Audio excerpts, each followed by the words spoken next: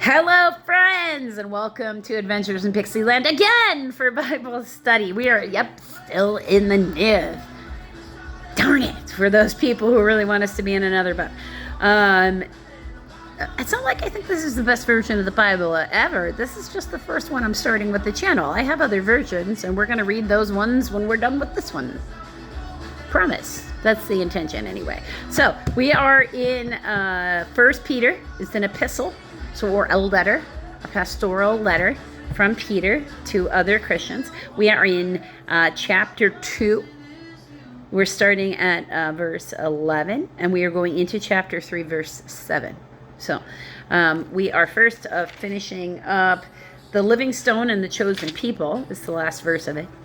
Dear friends, I urge you, as aliens and strangers in the world, to abstain from sinful desires which war against your soul. That's very true.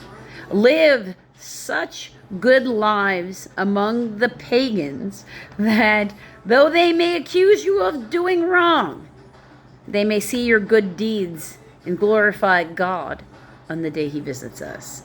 So be such good people and how you're living your everyday life, that if anybody even wanted to talk smack about you, whoever they're trying to talk smack to is going to look around at what you're doing and going, really?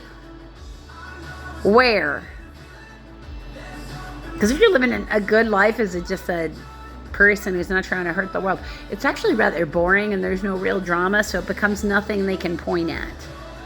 And so it just takes the whole argument away because there's nothing there. It's hard to get into trouble if you're always where you're supposed to be, doing what you're supposed to be doing. Submission to rulers and masters. Verse 13. And I'll remind you, in this time period that Peter is living in, there's no such thing as living in an era without slaves. So his brain can't conceive of an idea of slavery not being permissible. Okay, so let's just keep that in mind. It doesn't mean we should be keeping slavery around. We're not looking for excuses to hurt people the way we were hurt. We're looking for ways to stay good so we don't hurt people at all. Okay, verse 13. Submit yourself for the Lord's sake to every authority instituted among men, whether to the king as a supreme authority or the governors who are sent by him to punish those who do wrong and commend those who do right.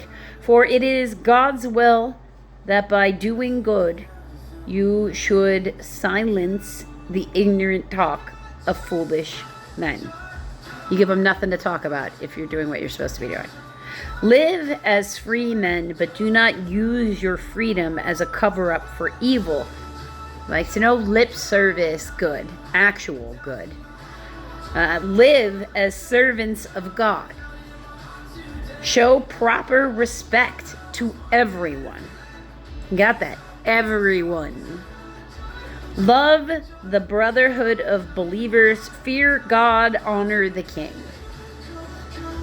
Slaves, submit yourself to your masters with all respect, not only to those who are good and considerate, but also to those who are harsh. For it is commendable if a man bears up under the pain of unjust suffering because he is conscious of God. But how is it to your credit if you receive a beating for doing wrong and endure it?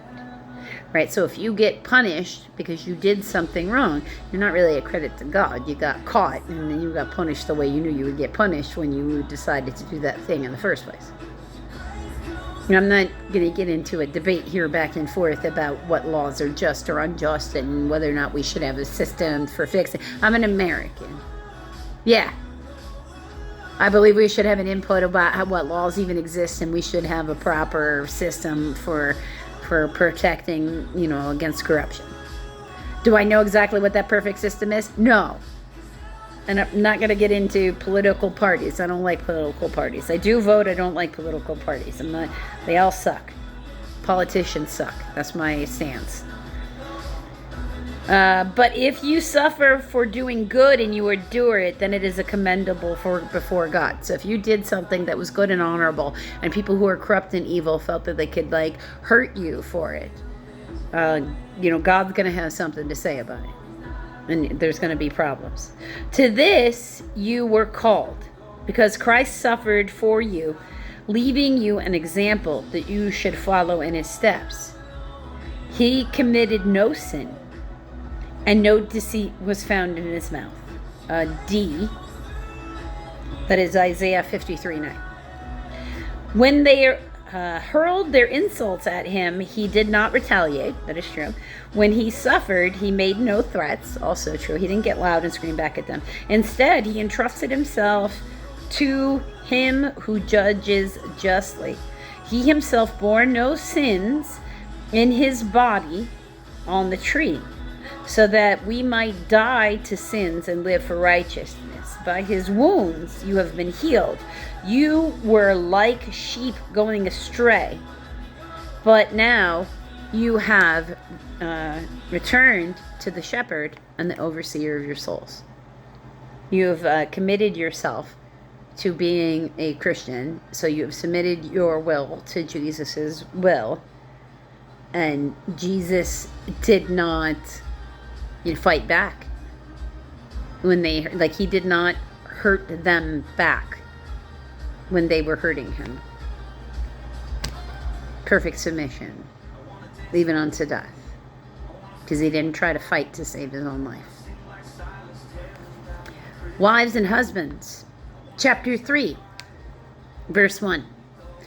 Wives, in the same way, be submissive to your husbands, so that if any of them do not believe the word, they may be won over without words by the behavior of their wives. That doesn't really work. That's what we found. It's a good theory, Peter, but it doesn't really work. When they see the purity and reverence of your lives, your beauty should not come from outward adornment, such as braided hair, or wearing clothing, or wearing gold jewelry, or fine clothes.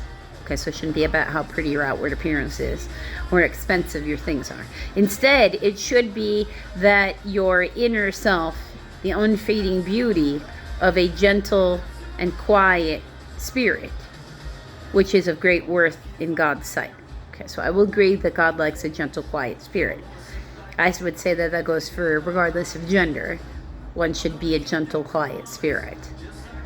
I agree that beauty should come from within and not from our outward appearance.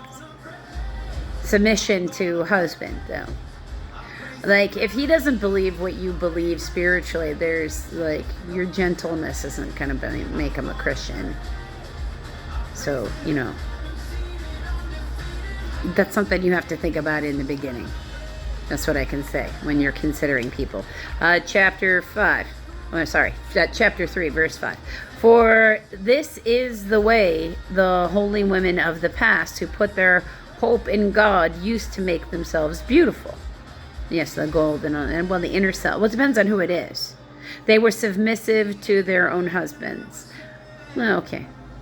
Not all of them used the same ways to do the same things. Like Sarah, who obeyed Abraham and called him her master. You are her daughters to do what is right and do not give way to fear. I agree, we shouldn't give way to fear. But, the men who we are being submissive to have to actually act right in every moment to be worthy of that trust. Which means no debauchery, no excuses to go looking to sin, no boys will be boys, and no locker room talk. Husbands, in the same way, be considerate as you live with your wives, and treat them with respect, right, as the weaker partner. If you want to claim that dominance, then if you screw up in the world, you screw it up for your entire family, and now you're just a loser then, I guess, right? How does it work for you? You can't have it both ways if you want to be the dominating force instead of a respectful force. As heirs with you in this gracious gift of life, so that nothing will hinder your prayer. So if you are shitty to your wives, sorry for the poor language of anyone out there listening that might offend. If you're crappy to your wives, husbands, your life won't prosper. If you're treating women with disrespect, your life won't prosper. That's sad. Okay, that's a pretty fair exchange, son. So then keep that in mind. If you want a submissive wife, remember that if anything goes wrong, then it's all on you, buddy, because you were disrespectful to her out there in the world. Because that's not wanting an equal, just so you understand. But now Peter, in and of himself, grew up in a time where this is what was expected, and this is what he would have always known. So he didn't fully know, like, the way people are abusive towards each other when they are low energy vibration, regardless of gender, it doesn't really matter. The way they feel like they have the right to be abusive with each other is also not supposed to exist. So that's really supposed to be the other side of that equation. You're not supposed to want to dominate and control your partner. There's no love in domination. Just like he couldn't conceive of a thing where there were no slaves, because they only ever known a world where violence was commonplace and domination was perfectly acceptable. But that's part of how we're still evolving to become better versions of humanity. Like, we're not fully human yet because we're not like Jesus yet. We're working on it. Some people more than others. Keep working on it as you go through your life, friends. Please, for the love of all that is holy, keep working on it.